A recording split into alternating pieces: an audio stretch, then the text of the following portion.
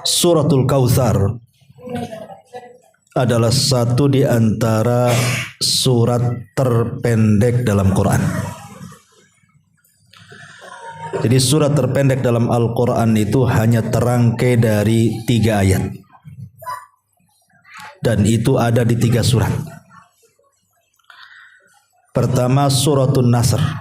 Idza jaa nasrullahi wal fath. Itu terangkai dari 3 ayat. Kemudian suratul Asr. Wal asri innal insana lafi husrin. Ini juga terangkai dari 3 ayat. Dan yang terakhir dan ini yang paling pendek. Jadi kalau kita katakan surat terpendek dalam Quran, inilah suratul Kautsar. Karena terangkai dari 3 ayat dan pendek-pendek ayatnya. Jadi kalau antum tidak hafal ya melampau lah. Karena paling pendek masalahnya. Karena suratul Kautsar ini kan surat favorit ya. Dibaca di semua sholat karena pendeknya. Tapi bukan berarti pendeknya surat Al-Kautsar itu pendek pula maknanya, tidak. Tapi justru kalau kita dalami suratul Kautsar ini, kemana-mana faedah yang kita bisa akan petik di dalamnya. Ma'asyiral muslimin yang dimuliakan Allah Azza wa Jalla, suratul Kautsar ini secara khusus khitabnya kepada Nabi sallallahu alaihi wasallam. Yang diajak bicara itu adalah Allah kepada Nabi, tapi umumnya kepada umatnya. Baik, kita mulai. Allah Subhanahu wa taala berfirman, "Inna a'tayna kal kautsar fasalli li rabbika wanhar inna syani'aka huwal abtar." Sebelum saya jelaskan kalimat per kalimat, kita akan sebut asbab nuzulnya biasa supaya nyambung dengan pembahasan. Apa sih sebab turun daripada suratul Kautsar ini? Terjadi silang pendapat tentang asbab nuzul daripada surah Al-Kautsar ini. Apakah dia Makkiyah, surat yang turun sebelum hijrah, ataukah dia Madaniyah, turun setelah hijrah Nabi? Kenapa terjadi silang pendapat? Karena ada silang pendapat tentang asbab nuzulnya. Bagi yang mengatakan suratul Kautsar ini adalah Makkiyah, turun sebelum hijrah. Jadi saat Nabi SAW diangkat menjadi Nabi dan Rasul, di situ Nabi SAW dikaruniakan satu putra kedua, namanya Abdullah. Jadi sebelumnya Rasul punya putra namanya Qasim, tapi belum diangkat jadi Nabi. Tapi Allah takdirkan Qasim meninggal. Dan anak pertama inilah yang jadi kunyah Rasul. Makanya Rasul disebut Abul Qasim. Sebagaimana sabda Nabi SAW, barang siapa yang berpuasa di hari yang diragukan, maka dia telah bermaksiat kepada Abul Qasim. Maksudnya Nabi SAW. Lah ketika Rasul di usia 40 tahun, maka Nabi SAW diangkat menjadi Nabi dan Rasul. Disitulah Allah anugerahkan kepada Khadijah seorang putra yang kedua.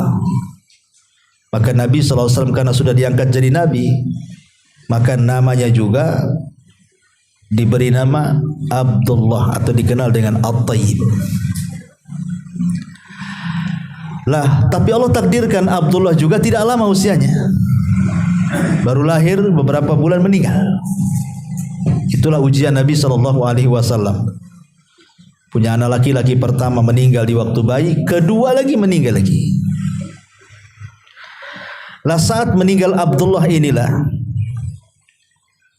ada yang mengatakan Al-As ibn Wa'il As-Sahmi, ada yang mengatakan Al-Walid ibn Mughirah, ada yang mengatakan Abu Jahal Amr ibn Hisham Abul Hakam. Kemudian mengatakan kepada Nabi SAW bahwa dia seorang yang abtar. Abtar itu artinya terputus nasabnya dan tidak mungkin ada lagi yang meneruskan perjuangannya.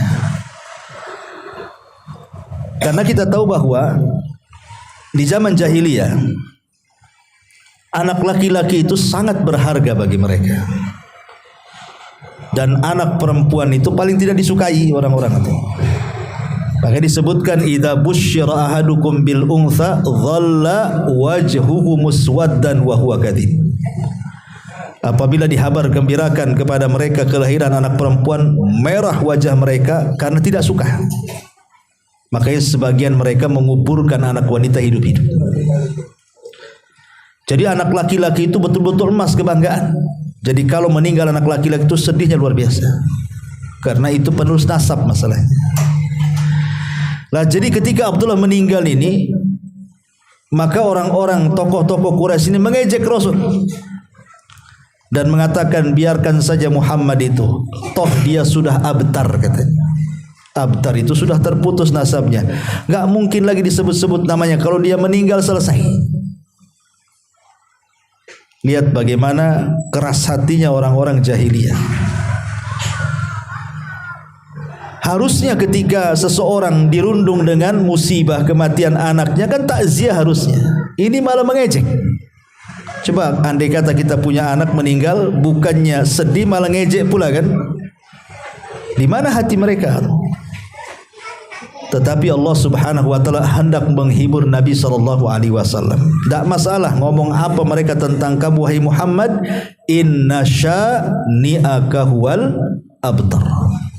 Sesungguhnya orang yang benci, mengejek, mengutuk, menghina wahai Muhammad, merekalah yang abtar. Merekalah yang terputus, merekalah yang hilang nasabnya, merekalah yang tidak akan disebut-sebut selamanya. Dan menjadi sebuah kenyataan hari ini. Orang-orang yang mengejek Nabi SAW dan mengatakan abtar bahwa Muhammad sudah terputus, tidak mungkin lagi disebut-sebut, justru hari ini terbalik. Allah katakan wa rafa'na laka dzikra, kami angkat penyebutanmu wahai Muhammad di alam semesta ini. Sekarang siapa yang disebut-sebut di dunia? Abu Jahal ataukah Khalid Al-Walid ibn Mughirah atau Al-Wail ibn Sahmi? Tidak ada yang disebut kecuali untuk menjelek-jelekan. Kalau disebut Abu Jahal pasti konotasinya buruk. Ya. Sekarang kita saksikan bagaimana nama Nabi SAW diangkat tinggi-tinggi oleh Allah. Saat azan dikumandangkan tersebut nama Nabi. Saat qomat dikumandangkan tersebut nama Nabi. Saat bersolawat tersebut nama Nabi. Saat solat, lagi solat pun tersebut nama Nabi dalam tasyahud. Nama Nabi itu Muhammad sallallahu alaihi wasallam nama terbanyak yang disebut di alam semesta. Mau di ujung benua Asia, mau di ujung benua Afrika, mau di ujung benua Eropa, sebutkan nama Muhammad itu terbanyak. Bahkan orang kafir sendiri banyak nama mereka Muhammad. Bahkan orang kafir sendiri berani memberi nama anak mereka sebagai Muhammad, padahal dia bukan Muslim. Ya. Karena nama itu menjadi nama yang ditinggikan oleh Allah Subhanahu wa taala. Sebaliknya Abu Jahal. Abu Jahal tidak ada nama Abu Jahal kecuali Abu Jahal di zaman Nabi. Ada sekarang punya anak kemudian dikasih nama Abu Jahal? Ada? Hah? Ada? Siapa anaknya? Abu Jahal Ustaz? Enggak ada. Enggak ada. Abu Jahal itu cuma satu di zaman Nabi. Hatta orang musyrik hari ini tidak berani ngasih nama anaknya Abu Jahal. Enggak ada. Itulah abtarnya mereka, terputusnya mereka. Justru nama Rasul diangkat. Ya. Makanya Allah Subhanahu wa taala katakan inna syani'aka huwal abtar. Mereka yang mengejekmu, mereka yang terputus. Kenapa demikian? Apa rahasianya? Karena Nabi SAW itu bukan sekedar bapa untuk anak-anaknya saja, ikhwan. Dia bukan bapa untuk Qasim, Abdullah, Zainab, Ruqayyah, Ummu Kulthum, Fatimah, bukan hanya untuk anak-anaknya saja. Tapi Rasul itu bapak bagi umatnya, termasuk bapak kita semuanya. Makanya istri-istri Nabi disebut Ummul Mukminin, ibunya orang-orang yang beriman. Berarti Rasul bapaknya orang-orang yang beriman. Ya. Ma'asyiral muslimin yang dimuliakan Allah Azza wa Jalla, dari segi inilah maka sebagian ulama tafsir mengatakan bahwa karena peristiwanya di Mekah sebelum hijrah, makanya suratul Kautsar itu disebut Makkiyah. Tapi yang berpendapat bahwa suratul Kautsar itu Madaniyah, turun setelah hijrah, karena ada ayat fasalli li rabbika wanhar, salatlah engkau untuk Rabbmu dan berkurbanlah. Syariat kurban tidak ada di Mekah. Syariat kurban itu ada di Madinah. Karena syariat kurban dan Idul Adha itu terjadi pada tahun 2 Hijriyah. Artinya 2 tahun setelah hijrah. Ya, setelah Idul Fitri, kemudian Idul Adha, dan ada pensyariatan kurban. Jadi Nabi SAW 9 kali kurban dalam seumur hidupnya, karena disyariatkan tahun kedua Hijriyah dan Rasul wafat tahun 11 Hijriyah. Berarti Rasul sholat Idul Adha dan kurban itu 9 kali, dan Rasul tidak pernah meninggalkan kurban. Dari segi ini suratul Kautsar itu disebut Madaniyah. Baik, terlepas daripada asbab nuzul, apakah dia Makkiyah ada Madaniyah, kita akan coba gali ayat per ayat daripada suratul Kautsar ini.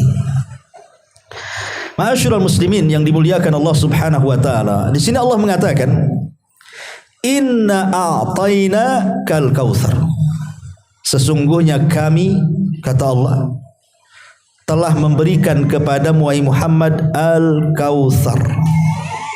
Kautsar itu dalam bahasa Arab disebut sighah muntahal jumu' namanya. Kalau antum belajar bahasa Arab, ada namanya jama' taksir. Ya, ada sighah muntahal jumu'. Kita tahu bahwa kalimat katsir dalam bahasa Arab itu artinya banyak. Hadza katsir, ini banyak sekali. Ya. Tapi kalau al-Kautsar bukan banyak lagi, banyak gitu istilahnya. Banyak. Kalau ada orang Jawa itu kalau nekan-nekan tuh pakai buah-buah gitu ya. Bukan banyak lagi, banyak lagi gitu. Itu al-Kautsar namanya. Kalau banyak saja katsir bahasa Arabnya. Tapi kalau banyak sekali al-Kautsar dari segi bahasa. Ya. Apa yang dimaksud al-Kautsar di sini? Artinya kenikmatan yang begitu banyak yang Allah anugerahkan kepada Nabi. Inna a'tainakal kautsar, sesungguhnya kami ya Muhammad telah memberikan kepadamu kenikmatan yang begitu banyak. Itulah makna bahasanya.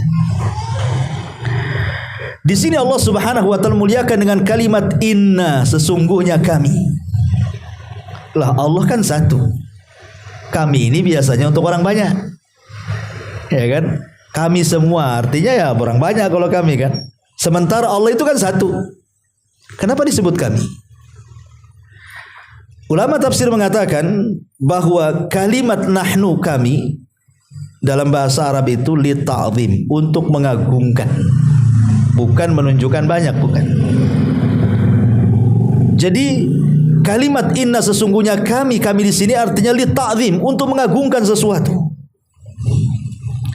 Kalau Al-Quran menyebut dengan kalimat nahnu, kami, berarti menunjukkan bahwa ayat setelahnya bicara tentang perbuatan Allah. Tapi kalau seandainya dimulai dengan kalimat ana, aku atau saya, gitu ya, itu biasanya kalimat setelahnya bicara tentang zatnya. Itulah perbedaannya. Kalau pakai saya berarti Allah sedang bicara zatnya sendiri. Seperti Allah mengatakan Dalam Al-Quran, ana innama ana. Gimana itu? Nabi Musa alaihi salatu wassalam ketika berdialog dengan Allah Azza wa Jalla. Innani ana Allah. Sesungguhnya saya adalah Allah, Tuhan. Tapi kalau dengan menggunakan kata ganti nahnu kami, berarti Allah sedang bicara soal perbuatan yang tidak mungkin bisa dilakukan manusia. Hanya Allah saja. Seperti Allah mengatakan inna nahnu nazzalna dzikra. Sesungguhnya kami turunkan Al-Quran. Tidak ada yang bisa menurunkan Quran kecuali Allah. Ya. Sama juga di sini.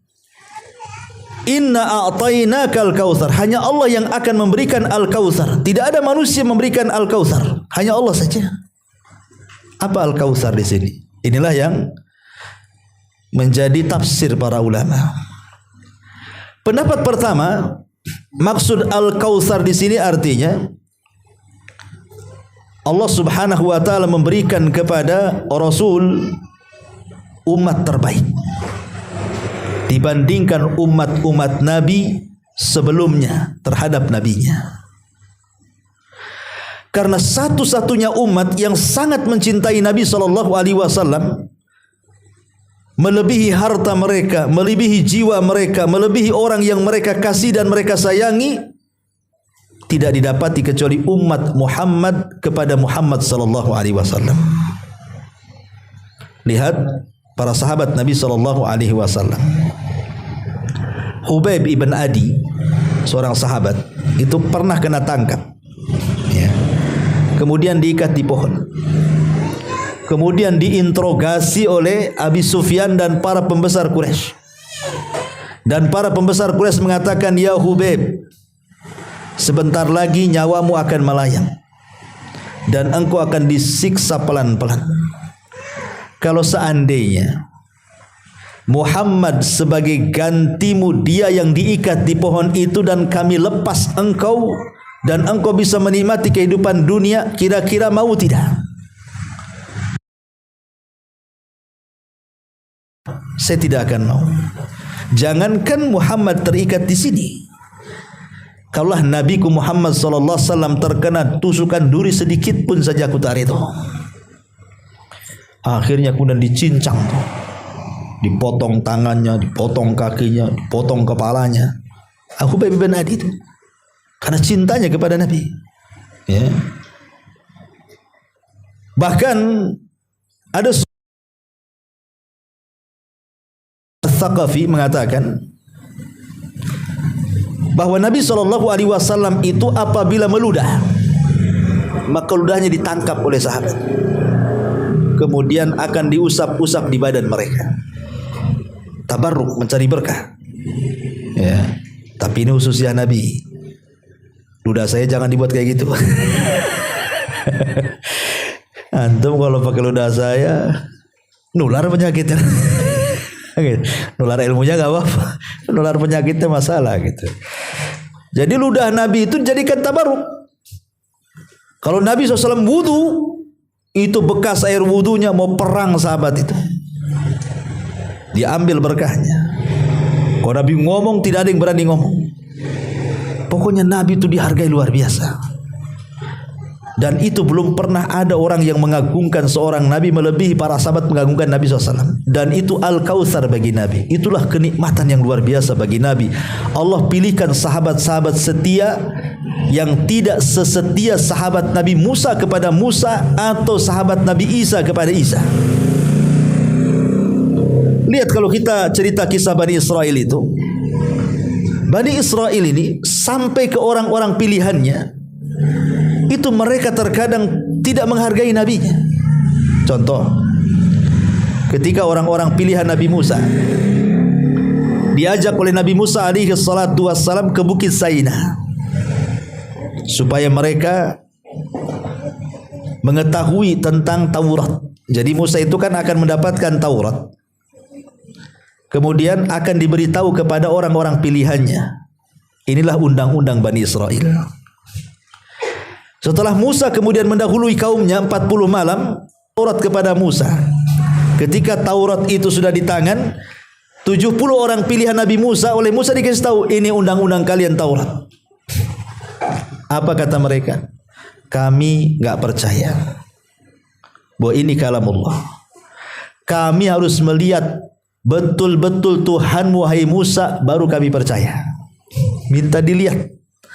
Allah itu minta diperlihatkan sama mereka. Mereka ngancam kepada Nabi Musa apa? Lan nu'mina laka hatta narallaha jahratan, katanya. Hei Musa, kami tidak akan beriman baik kepadamu atau kepada Taurat ini sampai kau tampakkan Tuhanmu di hadapan saya, katanya. Di hadapan kami. Karena mereka lancang. Fa akhadhatkumus sa'iqatu. Allah kirim halilintar, menyambar 70 orang pilihan, mati semua. Coba bayangkan, mati semua, kurang ajar mereka. Tapi Allah masih kasihan, Allah hidupkan lagi. Saya bayangkan, habis dimatikan dihidupkan lagi. Saya bayangkan ya, itulah enaknya Bani Israel. Habis kurang ajar hidupkan lagi kan itu. Barulah mereka sadar. Tidak ada umat Rasul seperti ini. Sahabat Nabi tidak ada yang kayak gini. Kalau Rasul mengatakan A sami'na wa ata'na, Rasul mengatakan B sami'na wa ata'na, berat sedikit saja turun ayat. Seperti ketika Allah turunkan surah Al-Baqarah, di akhir-akhir surah Al-Baqarah, in tubdu ma fi anfusikum aw tukhfuhu yuhasibkum bihillah wa yaghfiru liman yasha wa yu'adzibu man yasha ila akhiril ayat. Jika kalian tampakkan amal kalian atau tidak ditampakkan pun tetap akan dihisab. Turun ayat ini. Datang sahabat Nabi, Rasul, kalau yang tampak dihisab enggak apa-apa lah, tapi yang tidak tampak dihisab ini berat kami ini. Maka Rasul marah dan mengatakan, ataquluna kama qalat Banu Israil li Musa. Apa kalian akan mengucapkan seperti Bani Israel kepada Musa, sami'na wa asaina, kami taat kemudian maksiat? Qulu sami'na wa ata'na, katakan kami dengar dan kami taat. Baru mereka mengatakan sami'na wa ata'na. Tapi jarang peristiwa-peristiwa seperti ini, pembanggangan para sahabat. Ya hanya masalah-masalah seperti ini kami enggak sanggup mengamalkan. Itu saja. Tapi setelah kemudian Rasul mengatakan seperti itu, tidak pernah berani lagi sahabat mengatakan seperti itu. Mereka mengatakan sami'na wa ata'na, dan itulah kata kunci yang dimiliki para sahabat apabila Allah dan Rasulnya merintahkan sesuatu. Sebagaimana Allah mengatakan, innama kana qaulul mu'minin idza du'u ila Allahi wa rasulihi liyahkuma bainahum an yaqulu sami'na wa ata'na.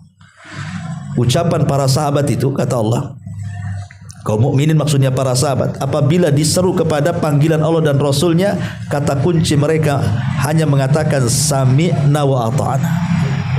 Dan ini nikmat luar biasa. Rasul diberikan sahabat-sahabat setia, dari mulai beberapa orang di Mekah, kemudian berkembang di Madinah, akhirnya bisa mengalahkan kota Mekah, kemudian mengalahkan orang-orang Yahudi, kemudian akhirnya melebar sampailah di rumah ini. Ini nikmat yang Allah berikan kepada Rasul. Jadi Al-Kautsar itu Allah pilihkan kepada Rasul umat terbaik, para sahabat Nabi SAW dan orang-orang yang mengikuti mereka dengan baik. Ma'asyiral muslimin, makanya kita lihat di zaman sekarang saja, jangan pernah singgung Nabi kita, maka akan bergerak umat Islam walaupun tidak sholat. Walaupun tidak sholat marah dia. Ya, aku gini-gini, tatoku berkilat-kilat di badan, jangan hina nabiku, katanya. Begitu ya kan? Kita sering mendengar di masyarakat kan, jangan coba-coba hina nabiku.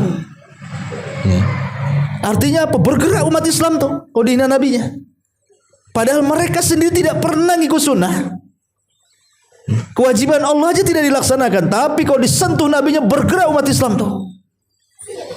Luar biasa. Ini yang disebut Al-Kautsar namanya. Allah berikan umat seperti itu, bisa bergerak kalau dia disentuh. Ini penafsiran yang pertama. Al-Kautsar itu umat terbaik. Yang kedua, ada penafsiran Al-Kautsar itu maksudnya Allah Subhanahu wa taala memberikan kepada Rasul ini dan juga kepada umatnya amal-amal saleh yang kalau dikerjakan terlipat ganda pahalanya. Atau dengan kata lain, Allah berikan syariat-syariat ringan tapi memiliki pahala besar. Dan itu Al-Kautsar namanya, kenikmatan besar. Ya. Logikanya begini, ikhwan. Sering saya katakan pada antum, umat dulu itu usianya panjang-panjang. Ya, Nabi Nuh saja usia dakwahnya 950 tahun. Gimana usia dirinya? Ya. Dengan panjangnya usia sampai umat dulu saking panjangnya sampai dikisahkan oleh seorang ulama tuh. Jadi ada seorang ibu menangis gara-gara kematian anaknya. Menangis di kuburan. Ya. Jadi ditanya, "Kenapa engkau wahai ibu kok bisa menangis di kuburan ini?" Dia mengatakan, "Anak putriku baru meninggal." Kemudian orang ini mengatakan, "Berapalah usia anak putrimu itu?" Dia mengatakan 60 tahun katanya. Anak putrinya 60 tahun. Jauh sekarang nenek-nenek lah 60 tahun. Ya.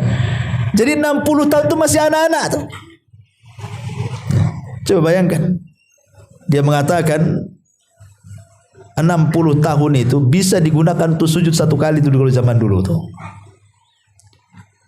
Karena umat dulu itu usianya panjang-panjang. Artinya yang ingin saya katakan adalah ketika umat dulu itu panjang-panjang usianya, otomatis kesempatan beramal soleh itu banyak karena usianya panjang.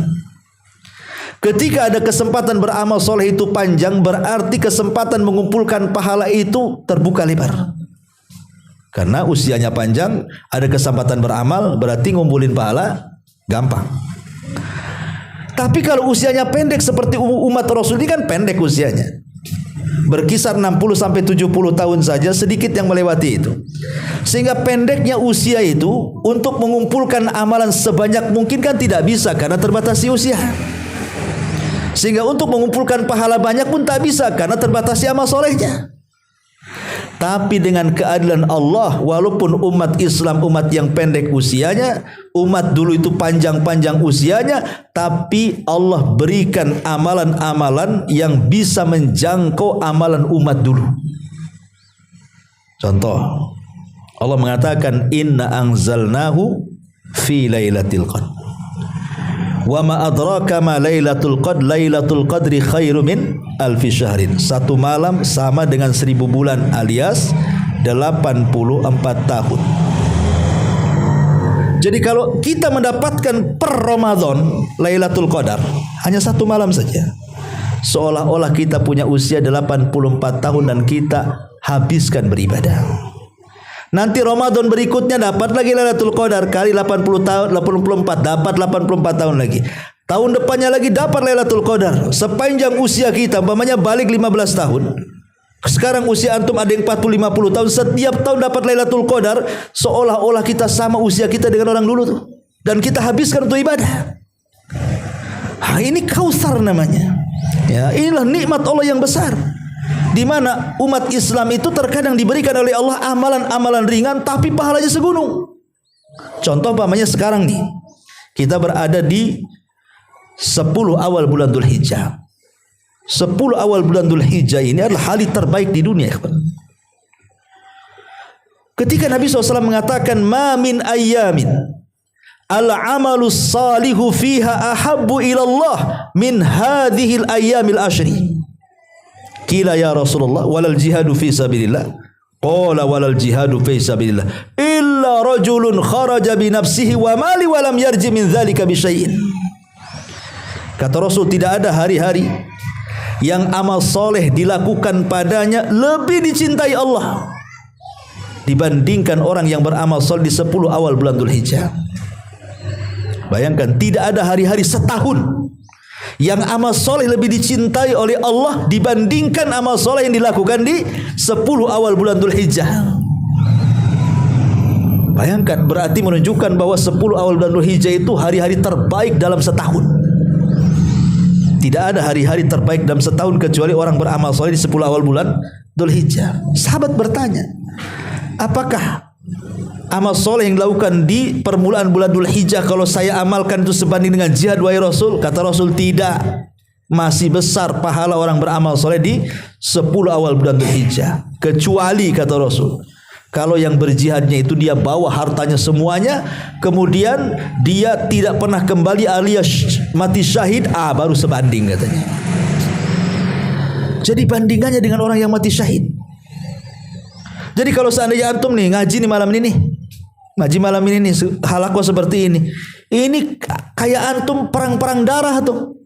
Kayak antum mati syahid aja pahala, pulang dari sini seolah-olah antum sudah mati syahid tuh, dapat pahala mati syahid. Kemudian sampai rumah baca Quran lagi, dapat lagi mati syahid. Kemudian tengah malam tahajud lagi, dapat lagi mati syahid. Bayangkan, ya kan? Dalam 10 terakhir Ramadan kita bisa untuk mendapatkan pahala orang mati syahid. Padahal orang mati syahid itu tidak gampang.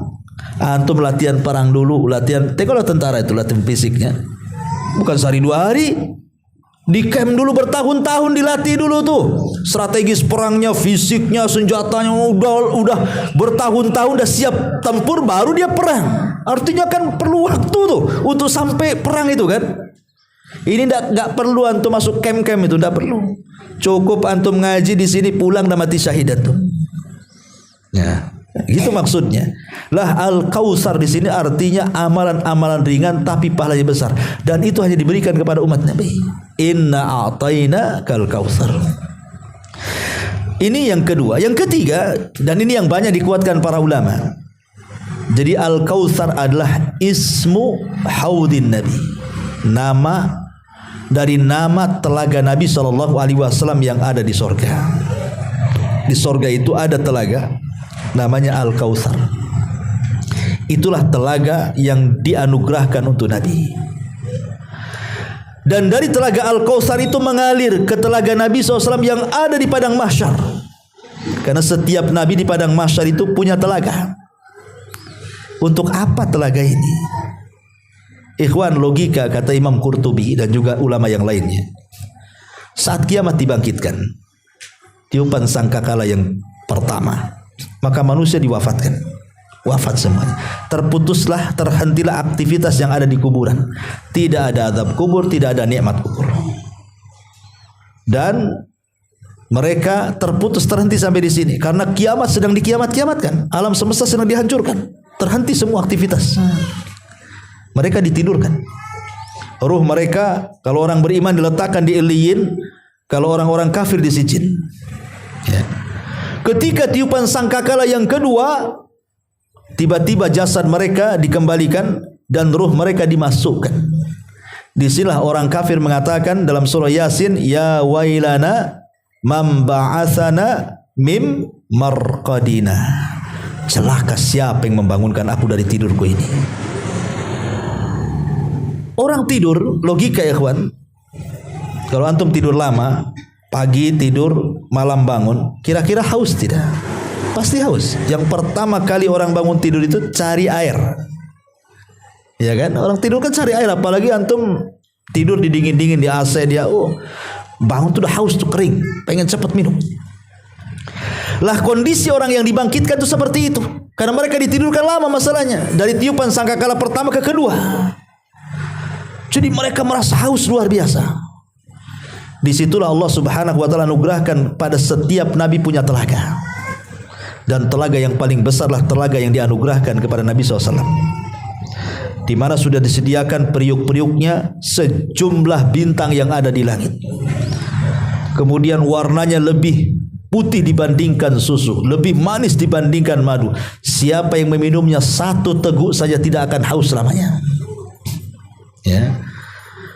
Jadi orang ketika bangkit dari kuburan itu semua mengarah ke nabinya masing-masing.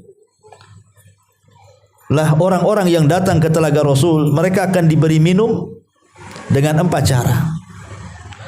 Rombongan yang pertama, Allah langsung yang memberi minum, entah bagaimana caranya. Rombongan yang kedua, Rasul yang nyidukkan minum. Ini kemuliaan, Rasul yang ngasih air. Kemudian kelompok yang ketiga, Khulafaur Rasyidin yang menuangkan. Kemudian kelompok yang ketiga, para sahabat. Dan orang yang pertama kali minum dari telaga Rasul adalah Ahlul Yaman, penduduk Yaman. Dan mereka orang-orang Ansar. Kenapa? Kenapa orang Ansar yang pertama kali minum? Karena ketika di dunia orang-orang Ansar itu tidak pernah diberikan kesempatan berkuasa. Abu Bakar Muhajirin, khalifah pertama. Kemudian Umar Muhajirin, Utsman Muhajirin, Ali Muhajirin. Kemudian gantinya Ali anaknya Hasan Muhajirin. Kemudian dari khilafah 30 tahun berpindah ke kerajaan. Pertama yang jadi raja Muawiyah bin Abi Sufyan, Muhajirin. Kemudian Bani Umayyah semua Muhajirin. Kemudian Bani Umayyah tergulingkan, datang Bani Abbasiyah, semua Muhajirin. Semua orang-orang Mekah. Enggak ada orang Madinah yang jadi raja. Jadi khalifah itu tidak ada. Makanya Nabi SAW memberikan hiburan kepada orang-orang Ansar karena mereka tidak pernah berkuasa, tidak pernah jadi raja, tidak pernah jadi khalifah. Ya, kata Rasulullah, kalian kelak akan mendapatkan para pemimpin yang akan mengambil hak-hak kalian. Mereka mengambil hak kalian, tapi kalian tidak bisa mengambil hak mereka. Tetapi kata Rasul, isbiru hatta talqauni ala haudi, sabar kalian sampai kalian akan dapati di telagaku.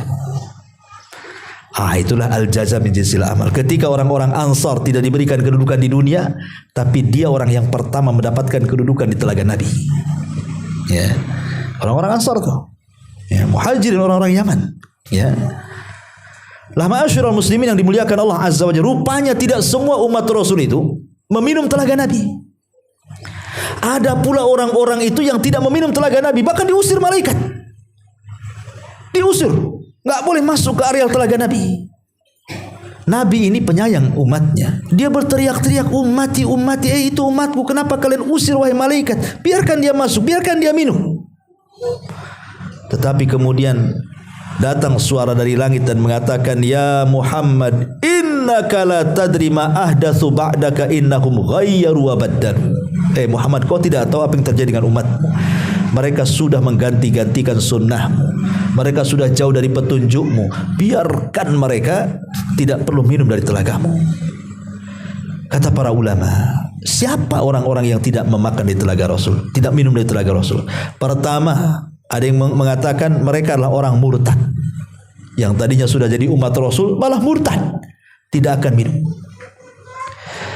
Yang kedua, orang yang tidak minum adalah orang-orang yang melakukan bid'ah, jauh dari petunjuk Nabi, baik mengurangi ataupun menambah.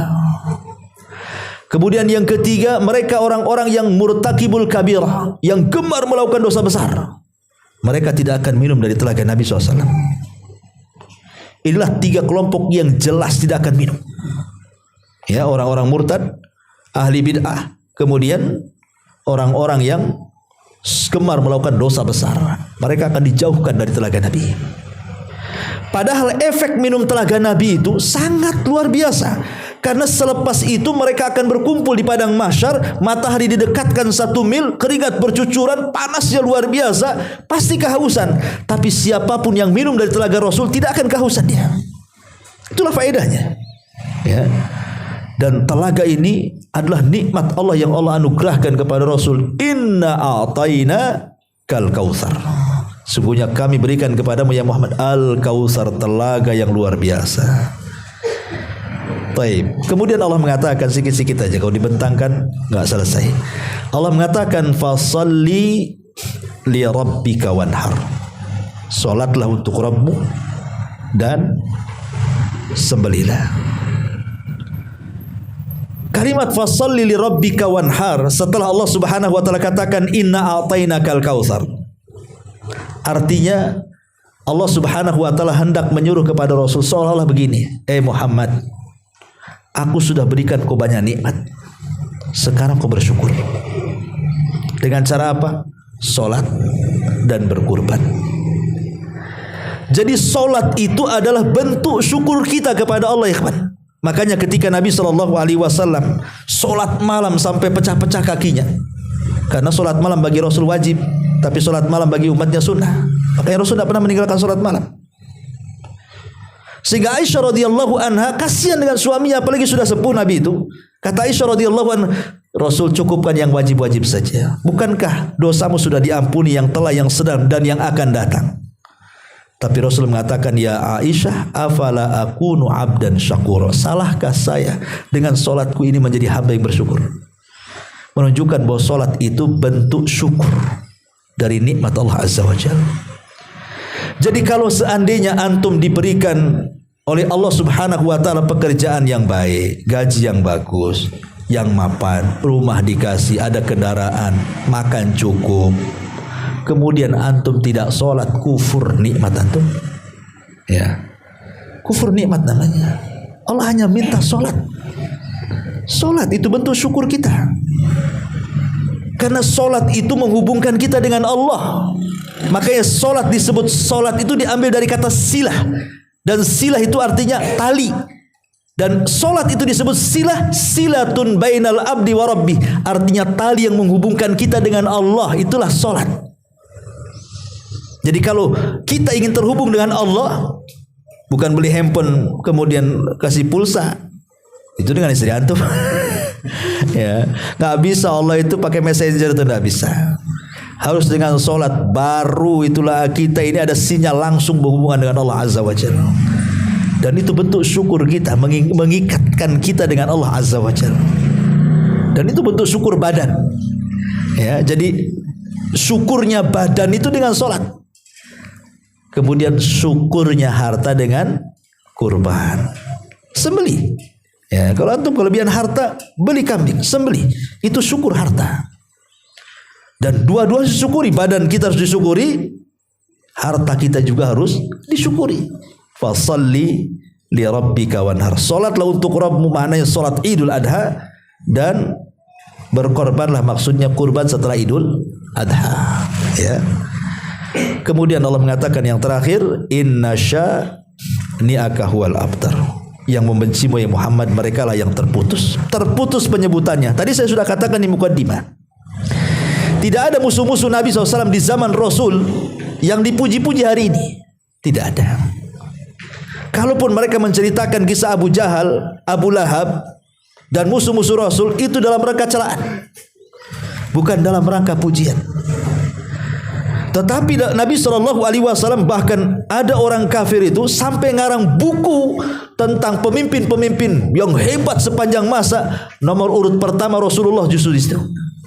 Ada orang kafir penelitiannya. Ya, diakui oleh kawan dan lawan kehebatan Nabi kita Muhammad SAW. Ya, karena dia yang mengangkat, bukan dirinya, tapi yang mengangkat Allah Subhanahu wa taala. Wa rafa'na laka dzikrak. Kami angkat penyebutanmu. Maka sampai hari ini nama Muhammad itu berkumandang di mana-mana. Berkumandang di mana-mana. Apalagi orang Indonesia ini paling suka salawat lagi. Paling banyak kumandang ya Nabi Muhammad tuh. Ya. Jadi itulah bentuk bagaimana Allah Subhanahu wa taala mengangkat derajat Rasul. Walaupun orang yang sudah tidak ada, tapi namanya harum dan disebut-sebut. Bahkan nama terbanyak di dunia. Kalau ada orang kafir namanya Michael, masuk Islam Muhammad Michael. Ada Muhammadnya dia. Kan itu ya. Ada simbol Islamnya. Ya, Muhammad Michael. Tidak bisa dia Michael aja. Ya, ada Muhammadnya untuk menunjukkan simbol Islam. Ya. Artinya bahwa nama Muhammad itu nama terbanyak. Makanya Allah angkat derajatnya. Tapi lihat, inna syani'aka huwal abtar, yang mencelamu terputus mereka. Enggak disebut-sebut lagi. Enggak ada yang nyebut lagi Abu Jahal, Abu Lahab, kecuali dalam celaan saja. Inilah diantara tafsir singkat-singkat saja tentang surah Al-Kautsar.